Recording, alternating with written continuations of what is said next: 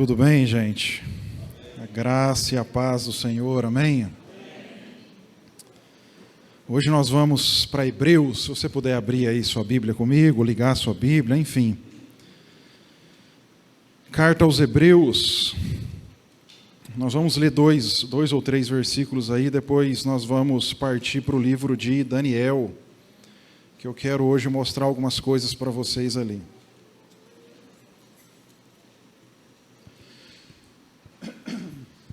Pessoal, tenho dito nos últimos meses, essa é uma mensagem que o Senhor tem nos permitido carregar, que os céus governam sobre a terra.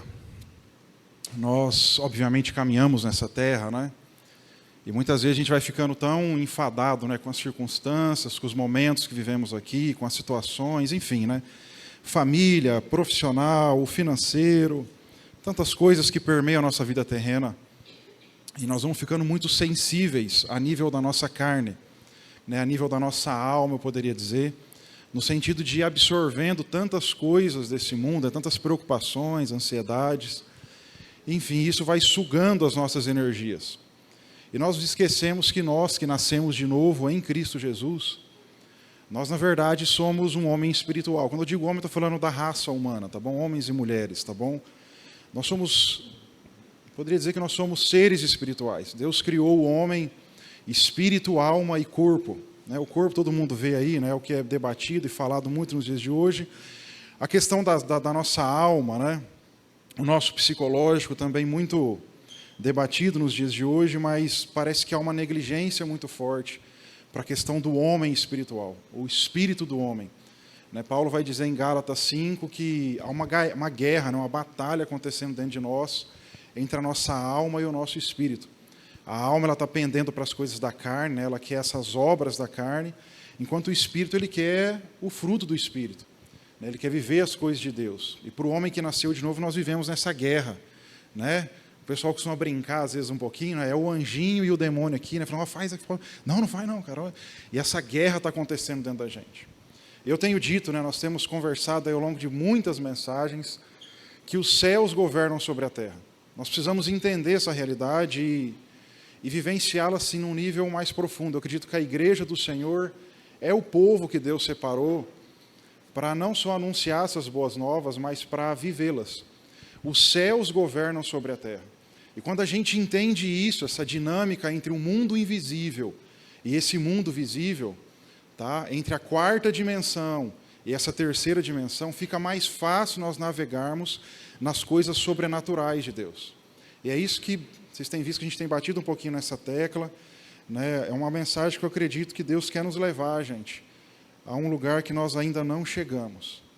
Então eu quero mostrar para vocês aqui hoje, talvez a gente ouvindo essas coisas parece uma realidade tão distante, as coisas sobrenaturais. Mas se nós somos leitores da Bíblia, se nós somos praticantes, olha só, gente, que responsabilidade.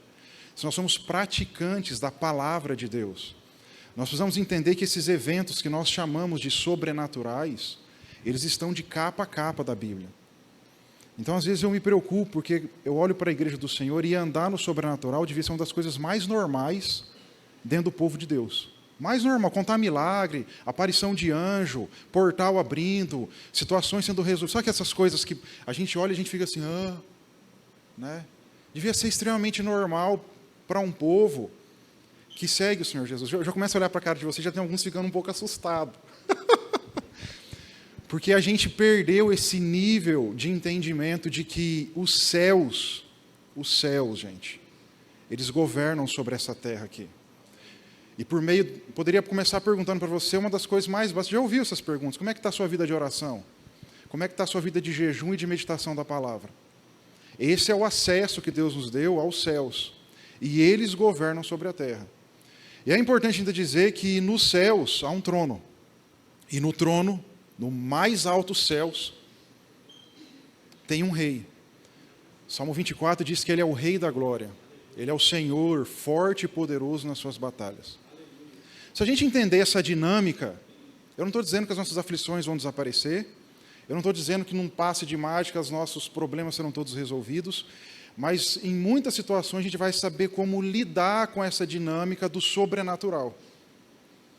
Os céus governam sobre essa terra. E tem situações que você não vai conseguir resolver aqui na mente humana.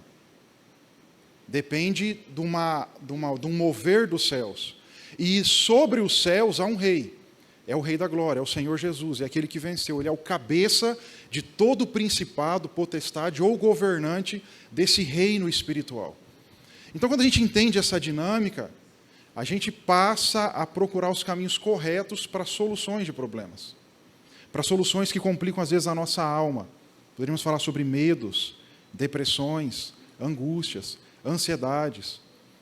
Essas coisas que nós chamamos de milagres, os problemas na justiça, os problemas de relacionamento, o casamento que já foi. Todas essas coisas, nós precisamos entender que os céus governam sobre a terra. Talvez a gente não está conseguindo dar um jeito no nosso casamento que não está entendendo, né? O cabeção e a senhora, né? Os dois não estão conseguindo se entender. Nós vamos entender que os céus governam sobre a terra e sobre os céus há um rei, chamado de Rei da Glória, que está sentado lá e que rege todas as coisas. Daniel capítulo 3, vai lá para Daniel, vamos começar. Eu quero mostrando para vocês como é que a Bíblia está repleta dessas coisas. Gente, isso deveria sim ser uma coisa absolutamente normal.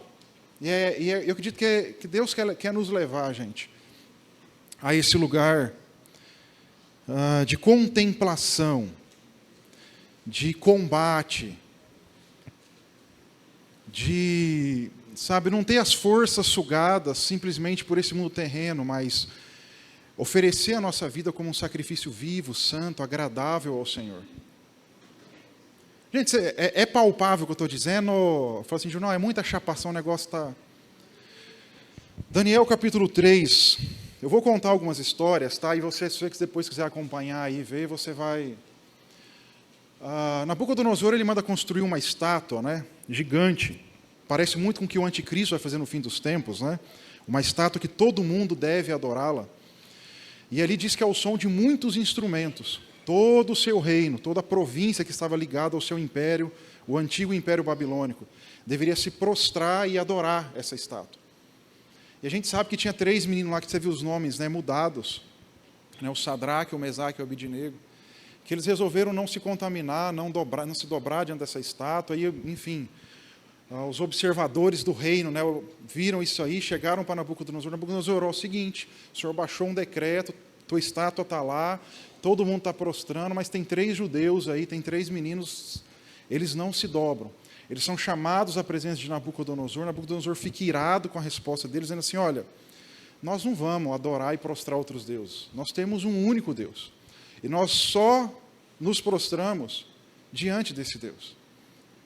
Então Nabucodonosor fica assim, ele espuma de tanta raiva que o texto, né, o relato de Daniel 3, diz que ele manda aquecer a fornalha na qual seria lançado todo aquele que não adorasse a sua estátua. Ele manda aquecer 7 vezes mais, gente. O texto relata que o calor era tão intenso, né, ou talvez as chamas tão intensas, que os homens que vão jogar esses 3 meninos dentro da fornalha, eles morrem com o bafo quente que sai de lá de dentro. Os caras que estão jogando, tá? Os guerreiros, de Nabucodonosor que vão jogar lá, e esses meninos caem lá dentro. Eu quero ler com vocês aí, vamos lá, capítulo 3. É aquelas coisas que a ciência não explica, que é difícil, gente, quando esses portais espirituais eles se abrem, você achar explicação nesse mundo aqui, onde a física, a química, a matemática, ela tentou por meio de equações, por meio de experimentos observacionais, explicar, a água, ela pode entrar em estado gasoso, a gravidade mantém teu corpo, né, o peso preso aqui no núcleo da Terra. Tá sendo, a gente observou e começou a estudar as leis da física, da química, da matemática, as ciências que estão aí. Mas quando coisas desse tipo acontecem, a gente começa a entender que os céus governam sobre a terra e que a vontade do Rei da Glória sempre será estabelecida. Olha comigo o verso 24 e 25. Esses meninos são jogados dentro da fornalha, o verso 24 diz assim: de repente, eu quero que você guarde isso daí, porque essas coisas, elas são assim. Ninguém programa ou faz uma programação dizendo assim, o portal, ou um milagre, ou o evento sobrenatural, chame como você quiser, ele vai acontecer, né, daqui. Ninguém programa, de repente. A situação está acontecendo, esses meninos são lançados dentro da fornalha por serem fiéis a Deus, e de repente, diz o verso 24, O rei Nabucodonosor se levantou espantado e disse aos seus conselheiros: espera aí, gente, eu não estou chapado, eu não bebi nada. A gente não lançou 3 meninos dentro da fornalha? Eu acredito, tá? Aqui é uma palavra assim, todo mundo. Uhum. Por que eu vejo 4 homens lá dentro? E ele vai dizer no texto aí que o aspecto do 4º homem, diz o verso 25, né? Parece com um filho de deuses. A fidelidade desses meninos à palavra do Senhor, a honra ao Senhor, a adoração ao Senhor, fez com que esse 4º homem aparecesse dentro da fornalha. Se você continuar lendo a história, eles vão ser... Nabucodonosor fica tão espantado com a visão que ele tem. Gente, isso aqui é mundo físico, tá? Ele está olhando para a fornalha que ele mandou aquecer 7 vezes mais e que está num fogo terrível. E ele está vendo 3 meninos lá. E ele vê um 4º homem, com aspecto talvez angelical, aparecendo filho de deuses. Ele é diferente dos outros 3. Manda tirar os meninos de lá, tragam-me aqui. Quando ele tira... Gente, se você fizer um churrasco na tua casa, nem que for no Gengis Khan, a camiseta que você usar, vocês sabem disso. Você vai ter que botar para lavar, a não ser que você queira sair cheirando uma fumacinha. Mas disse que nem cheiro, não tinha um fio de cabelo. Explica isso para mim cientificamente. A única coisa que queimou ali foi as amarras. A gente já conversou um pouquinho sobre isso algum domingo para trás. Os céus governam sobre a terra, mediante a fidelidade desses meninos. Deus fez algo assim, foi um evento sobrenatural que marcou, né, não só a vida deles, mas que marca gerações. Mediante as nossas fidelidades, há um 4º homem dentro da fornalha. A gente precisa confiar em Deus, gente, aprender a ser fiel ao Senhor. O capítulo 4 de Daniel, eu vou continuar aqui, tá? E aqui eu entro num segundo ponto. Nós temos aqui Nabucodonosor, que é o imperador, é o rei desse império mais uma vez. Ele vai ter um outro sonho. Ele teve um sonho no capítulo 2, no que diz respeito aos reinos do mundo, tá? Até o fim dos tempos. Mas no capítulo 4 ele tem um outro sonho, que Daniel vai interpretar também, que diz respeito a ele mesmo. Eu quero ler alguns versículos. O verso 10 diz assim, do capítulo 4. Se você puder acompanhar aí. Enquanto estava deitado em minha cama, eu tive este sonho. Aqui é Nabucodonosor falando. Tá? Eu vi uma grande árvore no meio da terra. A árvore cresceu e ficou muito alta e forte. Chegava até o céu e podia ser vista por todo o mundo. Suas folhas eram verdes e novas, e ela era cheia de frutos para todos comerem. Animais selvagens viviam à sua sombra, e aves faziam ninhos em seus ramos. O mundo todo se alimentava dessa árvore. Isso é o sonho de Nabucodonosor, tá? Então, enquanto eu sonhava, eu vi, talvez sua versão esteja aí como um vigilante. Então, não vou entrar nessa questão aí. Tome como um anjo. A NVT traduz como um mensageiro. Ok? Um ser santo que descia do céu. O mensageiro gritou: derrubem a árvore e cortem os seus ramos. Arranquem suas folhas e espalhem seus frutos. Espantem os animais selvagens de sua sombra e as aves de seus ramos. Mas deixem na terra só o toco, com as suas raízes, preso com um anel de ferro e bronze, e cercado da relva verde, que seja molhado pelo orvalho do céu e viva com os animais selvagens, em meio às plantas do campo. Durante 7 períodos, aqui é uma discussão se são 7 meses ou 7 anos, mas a tradução original fala 7 tempos, ok? Terá a mente de um animal selvagem em vez de uma mente humana. Pois isso foi decretado pelos vigilantes, tá? Pelos mensageiros, pelos anjos do Senhor. Foi ordenado pelos seres santos, para que todos saibam que o Altíssimo domina sobre os reinos do mundo, e ele os dá a quem quer, até mesmo a pessoa mais humilde. Nabucodonosor vê essa coisa toda num sonho, ele fica apavorado. Ele manda chamar todos os astrólogos, encantadores, os magos do seu reino e fala assim: galera, interpreta esse negócio para mim. Ninguém em toda a Babilônia podia fazer isso, exceto um menino chamado Daniel. Daniel vai interpretar o sonho dele, e nós vamos ler aí a partir do verso 24. Diz assim, ó, o 22 ele já começa a falar, tá? Essa árvore, Nabucodonosor, é o Senhor, é o próprio rei. O rei cresceu e se tornou forte e grande. Eu estou lendo o 22, tá? A sua grandeza chega até o céu, o seu domínio até os confins da terra. Olha só o 24. Este é o significado do sonho, ó rei, que o Altíssimo declarou que acontecerá ao Senhor, o rei. O rei será expulso do convívio humano e viverá nos campos como um animal selvagem. Comerá capim como os bois e será molhado pelo orvalho do céu. Viverá desse modo por 7 tempos, tá? Talvez 7 meses, talvez 7 anos, até entender que o Altíssimo domina sobre todos os reinos do mundo, e ele os dá a quem o Rei da Glória quer. As raízes e o toco, porém, foram deixados na terra. Sabe o que isso significa? Que o Senhor receberá o seu reino de volta quando tiver aprendido o quê, gente? E foi daqui que surgiu o título dessa mensagem, tá? Que os céus dominam sobre a terra. Se você pegar o capítulo 2 de Daniel, você vai ver que Nabucodonosor tem um sonho, né? Há uma grande estátua e tem uma cabeça de ouro. Essa cabeça de ouro é Nabucodonosor, é o reino dele. A Babilônia, dos 7 reinos que dominaram sobre o Oriente Médio, tá? Mais especificamente sobre Jerusalém, foi o maior até o então. Tirando o que virá no fim agora, o do anticristo provavelmente, ele é o maior em glória. Por isso que ele está tendo esse sonho, as aves, os animais, tudo eles buscavam alimento nessa árvore, eles ficavam descansando debaixo da sombra. Todo o mundo conhecido da época dependia desse reino, desse seu império, Nabucodonosor. Só que Nabucodonosor é o seguinte, você precisa entender, imperador. Poderia ser chamado aqui de um chifre, tá? Porque chifre na Bíblia sempre é uma autoridade. Você precisa entender uma coisa, que os céus, eles dominam sobre a terra, e sobre os céus há um Rei da Glória. E esse Rei da Glória, ele dá os seus tronos a quem ele quer na terra. Gente, nós estamos falando de impérios, não só de nações, estamos falando de impérios que dominaram sobre nações. Por que nós, muito menor, né, muito pequenos no que diz respeito a essas escalas de autoridade, não entendemos isso? Que os céus dominam sobre a terra. E sabe o que é interessante? O texto diz que, o 29, um ano depois desse sonho, 12 meses depois, Nabucodonosor caminhava sobre o terraço de seu palácio na Babilônia e disse, é aquela história, o tempo passa, o pessoal fala assim, nem deu nada, velho. De boa. Não vai ter consequência o meu pecado. Deus não ouviu minha oração. E aí as pessoas.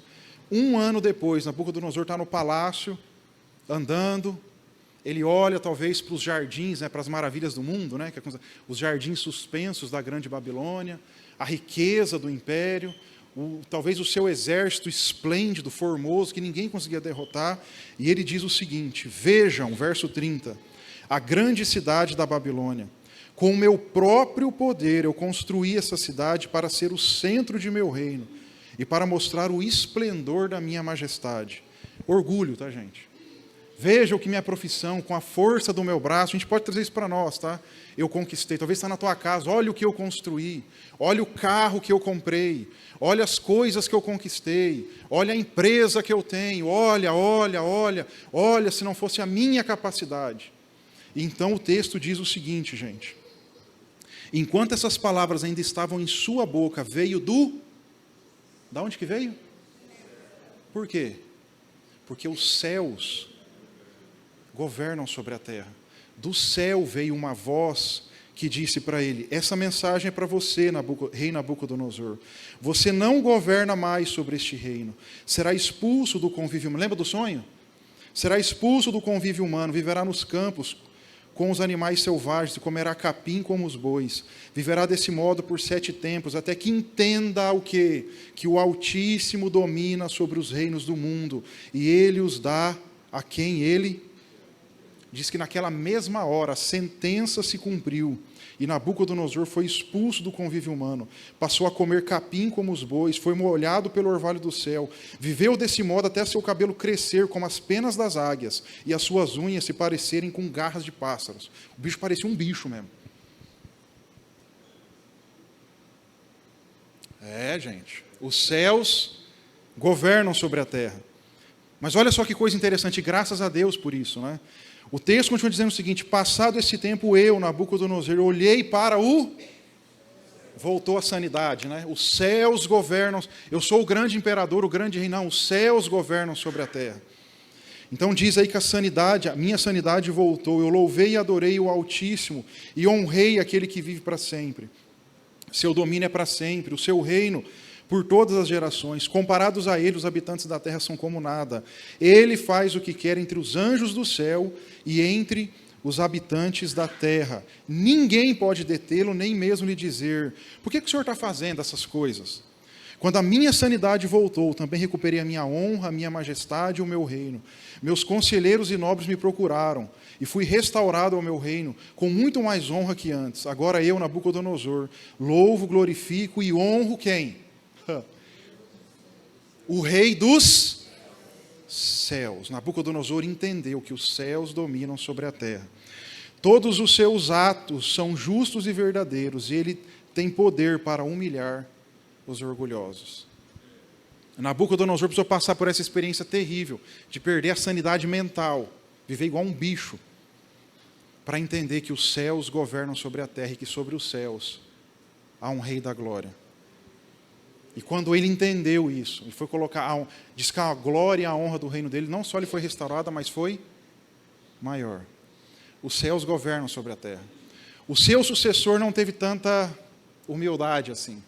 Daniel capítulo 5, eu quero ler com vocês aí a partir do verso 2, diz assim: então Belsazar, sucessor de Nabucodonosor na Babilônia, tomava vinho, ordenou que trouxessem as taças de ouro e prata que seu antecessor, algumas versões falam seu pai, Nabucodonosor havia tirado do templo em Jerusalém. Só para você se situar, Nabucodonosor, lembra que a Babilônia ela levou cativa, foram 3 sessões ali, em 3 períodos, mas os judeus foram levados cativos para a Babilônia como uma disciplina de Deus, e os utensílios do templo também foram trazidos. E aí o sucessor de Nabucodonosor, Belsazar, ele teve uma brilhante ideia, ele está dando um banquete. E ele fala assim: você quer saber? Pega lá as taças de ouro do templo, pega os utensílios do templo e vamos chapar com as coisas sagradas. Meus amigos, olha só o que aconteceu. Queria beber nessas taças com seus nobres, suas esposas e suas concubinas. Então trouxeram as taças de ouro do templo, a casa de Deus em Jerusalém, e o rei e seus nobres, suas esposas e concubinas beberam nelas. Olha só, gente, como é que os céus governam sobre a terra. Enquanto tomavam o vinho, louvavam seus ídolos feitos de ouro, prata, bronze, ferro, madeira e pedra. De repente, um portal abre no meio da sala do banquete dele. E o que acontece aí? Ele vê dedos de mãos humanas escreverem no reboco da parede. Tá bom? Do palácio real, diz a minha tradução aqui, perto do candelabro. O próprio rei viu a mão enquanto ele escrevia. Gente, imagine isso aí. Tem uma mão escrevendo algo que eu não consigo entender na parede. Diz que ele começa a tremer, gente. Minha versão fala assim: o próprio rei viu a mão enquanto escrevia, seu rosto ficou pálido de medo, seus joelhos batiam, um contra o outro e suas pernas vacilavam. Aos gritos, ele mandou chamar de novo: gente, chama os encantadores, os magos, os astrólogos, nós temos aqui um evento sobrenatural acontecendo, tem um negócio escrito nessa parede aqui, eu preciso saber o que é isso que a mão escreveu. Não foi achado ninguém que soubesse aquela linguagem. De novo é chamado quem? A presença de Belsazar. Foi lembrado, Tem um menino aí que a Bíblia o chama de chefe dos magos. Lá no capítulo 2. Ele foi designado assim, tá bom? Era um menino que temia o Senhor, gente. E Deus revelava a ele não só sonhos, mas também dava as interpretações. Ok? O menino é chamado à presença, Daniel é chamado à presença de Belsazar. E o verso de número 18 agora diz o seguinte: ó rei, aqui é Daniel falando, tá? O Deus Altíssimo deu soberania, majestade, glória e honra a teu antecessor, Nabucodonosor. Ele o engrandeceu de tal modo que povos de todas as nações, raças e línguas estremeciam de medo diante dele. Matava quem ele queria matar e poupava quem ele queria poupar. Honrava quem ele queria honrar e humilhava quem ele queria humilhar. Quando, porém, seu coração e sua mente se encheram de arrogância, ele está lembrando aqui daquele ocorrido que a gente acabou de conversar, ele foi tirado de seu trono e despojado de sua glória, foi expulso do convívio humano, sua mente se tornou como a de um animal, e ele viveu entre os jumentos selvagens, passou a comer capim como os bois, e foi molhado pelo orvalho do céu, até entender que o Deus Altíssimo domina sobre todos os reinos do mundo, e nomeia quem ele quer para governar sobre eles. Ó Beltesazar, o Senhor é o sucessor dele e sabia de tudo isso, mas mesmo assim não se humilhou. Desafiou o Senhor dos céus. E mandou trazer essas taças do templo.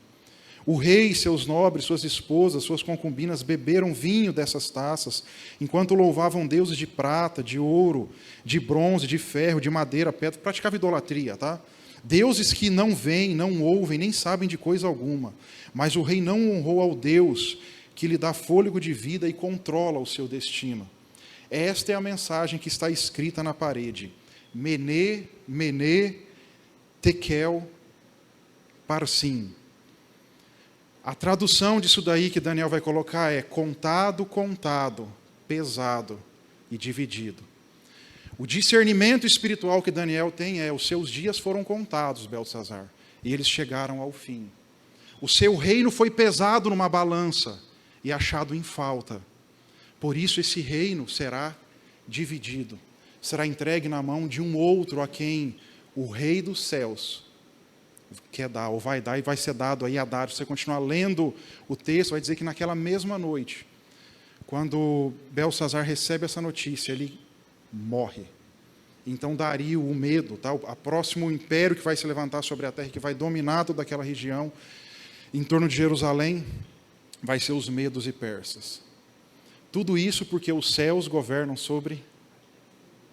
Deus precisou de um evento sobrenatural diante desse imperador. Gente, imagina uma mão, ele não pichou a parede, tá? Ele escreveu no reboco. Eu fico pensando nessas coisas, cara, contado, contado, contei os seus dias, chegou ao fim. Você foi pesado, cara, está em falta na balança. Terrível, gente. Eventos sobrenaturais que nos dizem que os céus governam sobre a terra. Daniel capítulo 6, a gente continua andando aí no texto ainda, você vai ver que, de novo, né, Daniel está numa enrascada. Tá? Ao rei que... Esse próximo império que se levanta aos medos e persas, e o rei agora, né, é Dário.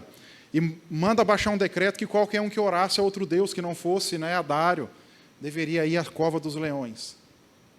Acontece que Daniel resolve orar 3 vezes ao dia. Ele não abre mão das suas disciplinas espirituais por nada, gente. Pode baixar decreto, pode fazer o que for. Se é na cova dos leões, ou se é lá na fornalha, não importa. A gente vai continuar com as nossas disciplinas espirituais, fazendo conforme Deus ordenou. E o texto vai dizer, né, que teve uns X9 lá, né? O pessoal caguetou ele. E ele é lançado para dentro das covas dos leões. Dário era um homem, gente, assim... Quando você estuda um pouco a vida dele, um homem bom, ele não tinha o intuito de matar, tanto é que ele vai dormir com o coração pesado, diz que ele fica em jejum e oração por Daniel, pensando, será que o Deus de Daniel poderia, será que em alguma situação assim muito sobrenatural, será que ele poderia livrar Daniel daqueles leões tão famintos? E é interessante que no verso 25 de Daniel 6, né, vamos ler que eu acho que vale a pena, diz assim, então o rei Dário enviou essa mensagem. Deixa eu ler um pouquinho antes ainda, que eu quero... Está no 20, a parte em que Dário está torcendo por ele, né? O 20 diz assim, quando chegou lá, gritou angustiado. Isso aqui é um sentimento de Dário, tá? O 19 ainda diz assim, ó, de manhã bem cedo levantou-se e foi apressadamente à cova dos leões. Ele estava aflito com aquilo. Não era para ter acontecido aquilo.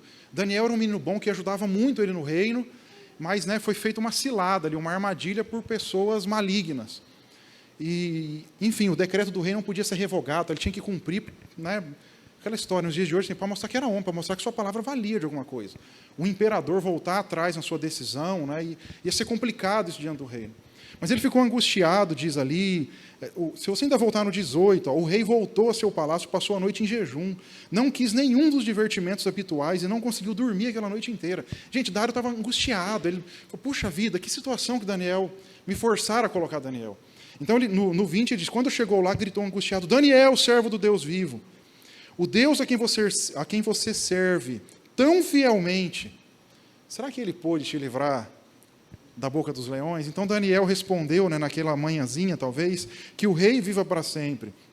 O meu Deus enviou o seu anjo para fechar a boca dos leões de modo que não me fizesse mal, pois fui considerado inocente aos olhos de Deus. Gente, vocês percebem a naturalidade que a Bíblia trata essas coisas? Está numa situação terrível, de morte. Mas foi fiel. Ô Daniel, tá vindo? Não, tô. O anjo do Senhor desceu aqui, amarrou a boquinha dos leões. Está tudo certo. eu fui achado justo diante de Deus, né? Graças a Deus estava tudo em dia, minhas orações, meus jejuns, tá tudo beleza, nós estamos vivos. Às vezes a gente tem dificuldade em lidar com essas coisas sobrenaturais. Isso está esparramado por toda a Bíblia. O texto ainda diz, né, eu falei agora há pouco do 25, então o rei Dário enviou essa mensagem a todas as raças, nações e línguas em redor do mundo. Paz e prosperidade. Decreto que em todo o meu reino devem tremer de medo diante do Deus de Daniel. Olha só a declaração dele. Pois ele é o Deus vivo e permanecerá para sempre. Seu reino... Gente, isso aqui é humildade. Talvez Dário estava olhando, o meu reino vai passar. Eu vou passar. Mas o seu reino jamais será destruído. O seu domínio não terá fim. Ele livra e salva seu povo, realiza sinais e maravilhas nos e na terra. Os céus governam sobre a terra, gente. E nós temos aqui mais um evento sobrenatural mostrando isso daí, de que um menino que estava fiel à palavra do Senhor, Deus enviou o seu anjo, e há pessoas que talvez fiquem achando explicações científicas, não, é porque os leões estavam, né, não estavam com barriga cheia, é só você ler o texto com cuidado. Porque aqueles que armaram o arapuco para Daniel, quando foi jogado lá, eles e a sua família, diz que não deu tempo dele cair nas covas, de chegar no fundo da cova, na verdade. Os leões já o devoraram inteiro. Então o leão estava com fome. É que tinha um anjo ali mesmo, amarrando a boca dos leões. Porque os céus, gente, eles governam sobre a terra. Eu pedi no começo para você abrir em Hebreus 4, a gente pode terminar com eles, não tem problema. Vamos lá. Carta aos Hebreus, capítulo 4, diz o seguinte, ó, a partir do verso 14. É uma conclusão racional, gente. Tá? Eu sempre digo isso, viver o sobrenatural não é explicar as coisas sobrenaturais, tá? Viver o sobrenatural é uma questão racional. O Senhor nos colocou disciplinas espirituais para serem seguidas, não para serem negligenciadas. E à medida que a gente vai vivendo o ordinário de Deus, ou seja, a ordem natural das disciplinas, eventos sobrenaturais se tornam parte do nosso dia a dia. Nós poderíamos traduzir isso como experiências pessoais com o Senhor, deveriam ser assim, coisas de encher o nosso currículo. Não estou dizendo que todo mundo deveria ver anjo, não estou dizendo que todo mundo deveria ver demônio, não estou dizendo que todo mundo deveria ver portal aberto, não estou dizendo isso. Estou dizendo que a nossa vida deveria ser regida por essas experiências, porque se nós temos o entendimento de que os céus governam sobre a terra e que há um Rei da Glória lá, que nós temos acesso, tem alguma coisa que está errada nesse fluxo, vocês entendem? Eu não acredito que seja de lá para cá, eu acredito que seja de cá para lá. É nós que não estamos em dia com as nossas disciplinas e com o nosso temor e com a nossa devoção e com a nossa adoração a Deus e com a nossa inteireza de coração a Deus. Deus conhece cada coração, não adianta você querer vir. Me entenda bem, tá? Você até pode começar assim, mas você querer vir seguir o Senhor, né? Eu vou na igreja que eu vou buscar a benção, vou lá buscar a minha benção, né? Ver se eu tenho um aumento. Não há nada contra o aumento, nada contra. Gente, prosperidade vem de Deus. Eu não tenho nada contra essas coisas. O problema é a inteireza de coração. Nós servimos a Deus por aquilo que Ele é. Ele pode dar muitas coisas e nos dá, Ele é um Deus galardoador, sem sombra de dúvida. Então a dinâmica, ela está falhando em algum lugar. E talvez o povo de Deus não está conseguindo, foi falado aqui, nós somos abençoados com toda a sorte de bênção, nas regiões celestiais. Paulo, quando escreve aos Efésios, diz isso aí. 1:3, no 2:6 ele fala assim, porque nós estamos assentados junto com Cristo Jesus, nas regiões celestiais. Eu vou falar uma coisa aqui que talvez não deveria entrar nesse tema, porque eu precisaria de horas aqui para... Você precisa entender as dimensões espirituais. Os céus, esse primeiro céu atmosférico, é terreno, a gente vê os pássaros, né? Aí quando vai chover as nuvens formando, tá? O sol, tal.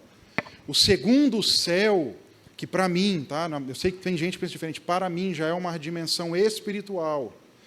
São essas regiões celestiais da qual Paulo falou, aonde transitam anjos e demônios. Você vê lá em Daniel capítulo 10 que Daniel começa a orar, no primeiro dia sua oração é ouvida, mas Gabriel só rompe o segundo céu no 21º dia de jejum dele, trazendo a resposta que ele queria. E ele dá a explicação, olha, o príncipe, o principado da Pérsia, que era o império vigente na época, ele me resistiu, e Miguel, um dos principais arcanjos de Deus, precisou descer e batalhar contra esse príncipe para que eu pudesse passar e trazer a resposta à terra. Está vendo como é que os céus governam sobre a terra? Para mim, e o terceiro céu é aquele lugar onde Paulo foi, e nós vamos até aí, né? Nós não podemos dizer que tem mais céus, tá? Que ele viu coisas inefáveis, coisas que não são dignas de ser vistas entre os homens. Penso eu que o trono de Deus está lá ou está acima desse céu. Uma dessas duas situações. Os céus governam sobre a terra. Só que dentro dessa questão dos céus, a gente sempre olha para cima, tá? É meio que normal, né? Céu, primeiro, segundo, terceiro. Existem as dimensões espirituais. E aí é outra coisa. É como camadas, é como casca de uma cebola. O que é a terceira dimensão? Você está me vendo aqui, você está me vendo em largura, em comprimento, você está vendo uma profundidade, um volume aqui. Você está vendo em 3D, a terceira dimensão. Todos os objetos que você olha, ó, né, a tampa é um círculo, né, isso aqui é cilíndrico, porque você tem a imagem de comprimento, largura e de profundidade, que é a dimensão. O que é a quarta dimensão? É essa dimensão espiritual. O olho humano natural, ele não capta isso daí. Mas essa dimensão é a dimensão onde transitam anjos, demônios. Por isso que o médium lá no terreiro, às vezes ele faz uma cura, o pessoal fala assim, não é fake, é verdade. Só que tem um preço isso aí a ser pago, que é o preço da alma. Demônios operam milagres, gente. Demônios enriquecem, vocês veem toda hora aí pactos. Isso aí é teoria. Não é, gente, isso é real, cara. Quando Paulo diz que nós estamos assentados junto com Cristo Jesus, muito acima dos principados e potestades, nós estamos falando da sexta dimensão espiritual. Junão, que chapação é essa? Quarta dimensão é um trânsito livre, gente. Quando você ora a Deus, mesmo você não sabendo disso, Senhor, abençoe esse dia, Pai, você está entrando na quarta dimensão e está acessando coisas nos céus.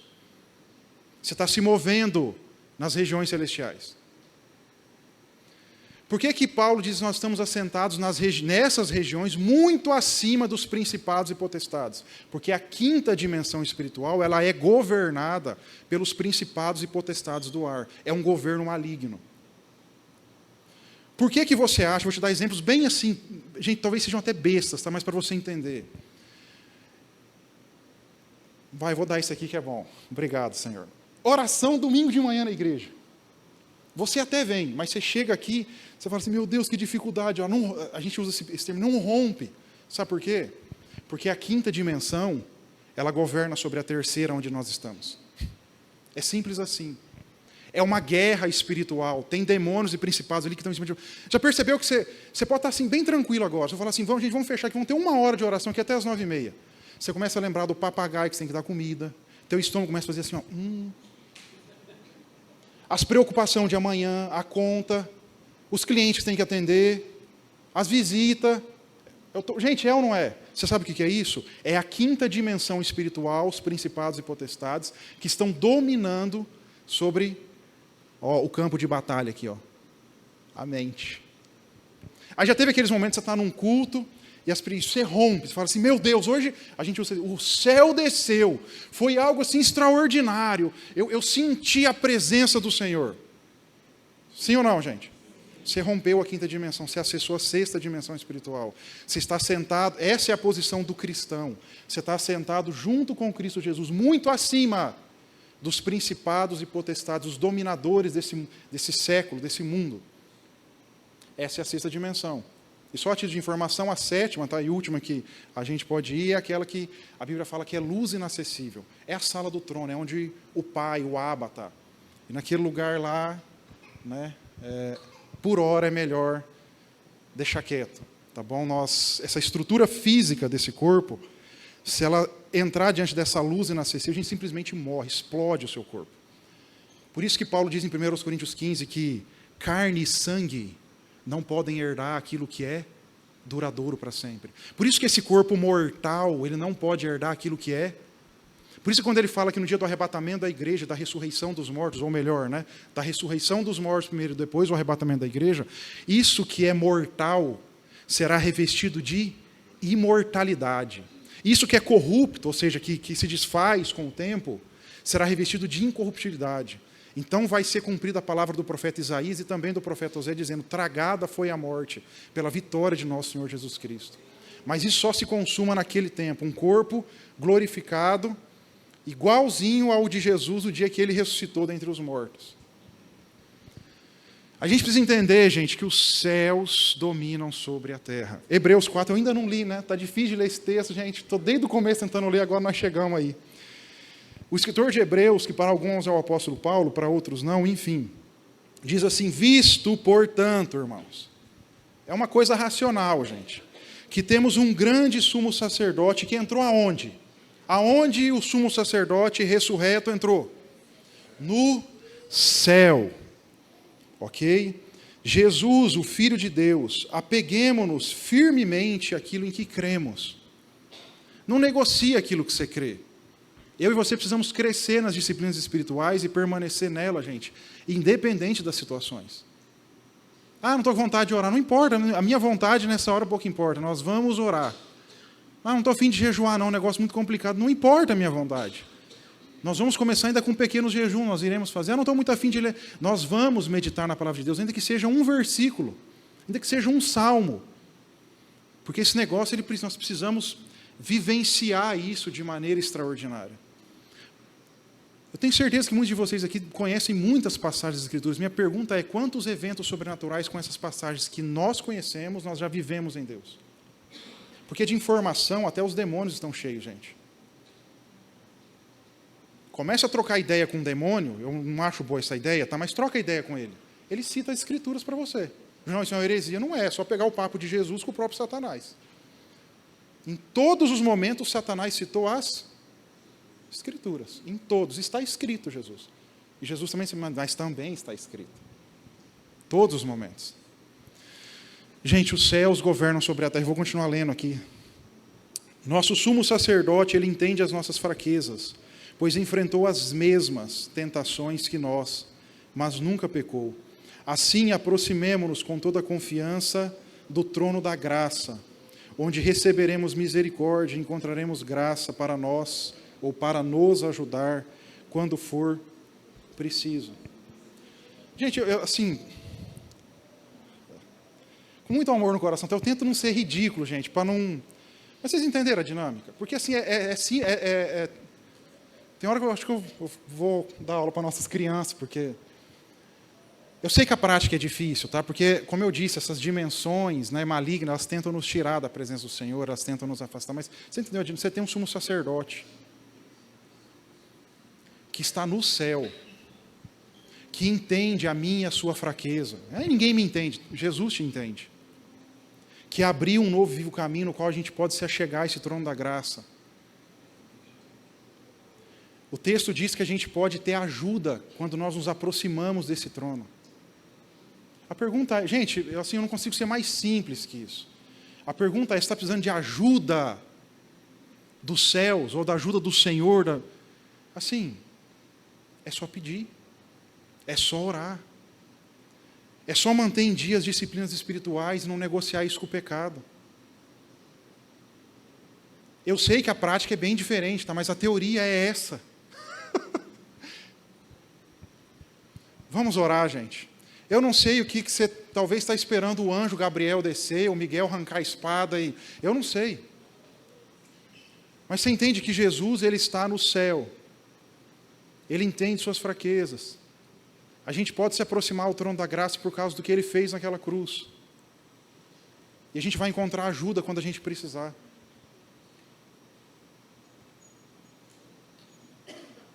Isso é ser cristão, gente. Isso é ser crente. Desculpa o termo, tá? Ser crente é isso. Essa é uma vida de sobrenatural. A gente é tão incrédulo, gente. Tão incrédulo. Nós estamos num nível de incredulidade tão grande por causa do antropocentrismo, e a gente queria achar explicação para tudo, que nós oramos a Deus, nós oramos. Deus, eu preciso de um novo emprego, de uma porta aberta, tal. Passa um tempo, as portas se abrem, o emprego está lá. A gente olha para trás e tem um amigo que acabou conversando com o patrão lá da empresa fulano de tal, e você está empregado lá. A gente fala assim, meu amigo, né, eu tinha um QI, né, um QI indicava. De tão sem noção que a gente está. Claro que Deus pode usar elementos naturais para fazer coisas extraordinárias, gente. Claro, é óbvio. A gente está tentando achar em circunstâncias explicações das coisas sobrenaturais que Deus quer realizar na nossa vida.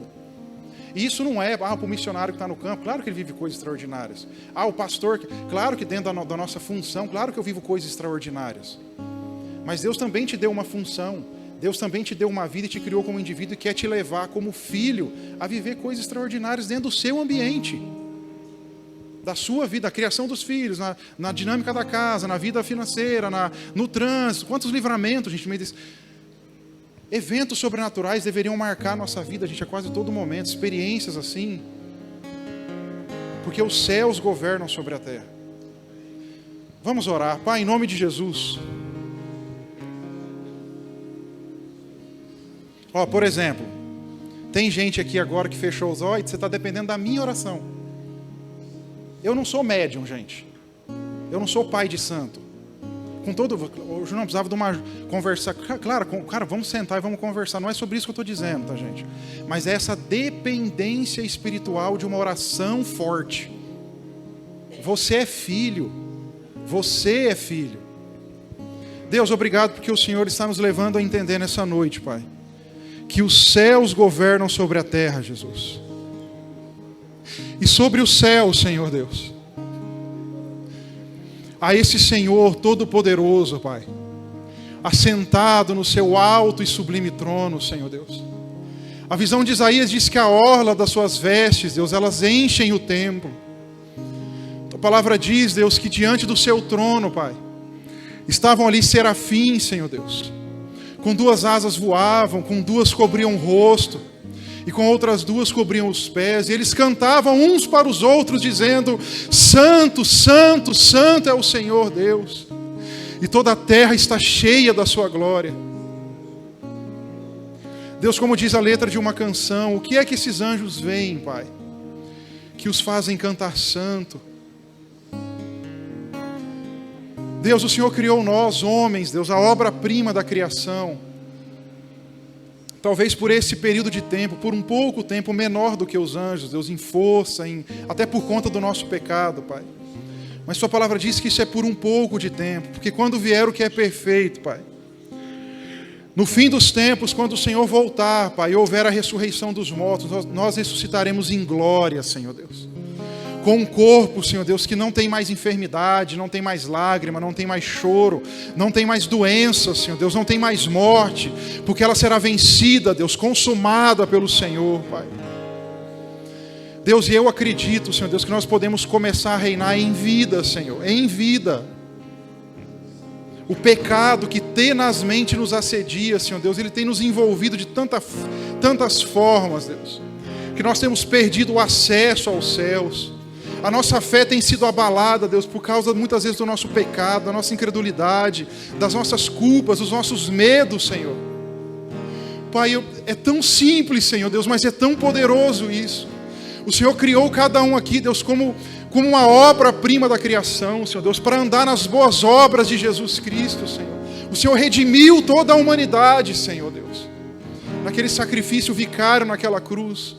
Não para que mais fôssemos escravos do pecado, escravos do medo, Deus, mas muito pelo contrário, para que pudéssemos reinar com o Senhor, para que pudéssemos, Senhor Deus, tomar a posição de coparticipantes dessa glória em Cristo, Senhor. Deus, eu não sei aqui o que é que na alma está prendendo os meus irmãos.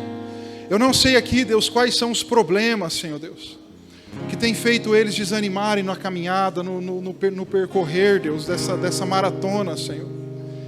Senhor Deus, mas que eles tenham ousadia nessa noite, Senhor Deus. E não só hoje, Pai, mas por todos os dias, Deus, da nossa vida. A ousadia, Senhor Deus, de saber que o nosso sumo sacerdote, aquele que se apresentou, Deus, sem mácula, sem pecado, sem defeito, o Cordeiro Santo, como sacrifício vivo naquela cruz, Senhor. Ele adentrou aos céus, e a Sua palavra diz que Ele está sentado, Senhor Deus, ao lugar de mais alta honra, à destra de Deus Pai, o Todo-Poderoso, Senhor. E Ele é o nosso advogado fiel, Ele é aquele que ouve todas as nossas orações, Senhor. Deus, ensina a sua igreja, Senhor Deus, a viver esses eventos sobrenaturais, a ter uma vida, Deus, das disciplinas, Senhor Deus, de oração, de jejum, de meditação da palavra, Senhor. Leva-nos a esse lugar, Pai. Quantos aqui, Senhor Deus, preocupados, quantos aqui, Deus, enclausurados nas suas casas, Senhor Deus, com as suas preocupações, com os seus dilemas, tentando resolver na força do braço, e o Senhor dizendo: filho, ei filho, eu estou aqui, eu entendo as fraquezas, eu entendo as dores, eu estou aqui para te ajudar, mas peça, achegue-se a mim, lembre-se que os céus governam sobre a terra, e se você não tomar essa posição, você vai viver cada dia da sua vida derrotado, você vai se perder em suas próprias energias, suas próprias forças, seus próprios pensamentos, e não vai chegar a lugar nenhum. Eu quero que vocês andem para frente, não para trás, diz o Senhor. O profeta Oséias diz: conheçam-me, conheçam-me, prossigam me conhecer, não parem, não parem. Eu sou uma fonte inesgotável, diz o Senhor, oh Deus.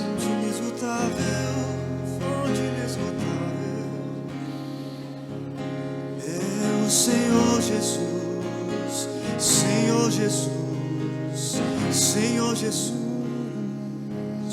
fonte inesgotável, águas que correm do trono, águas que correm do trono de Deus, águas calmas, águas limpas, como teu Espírito, como teu Espírito. Calmo e sereno, calmo e sereno,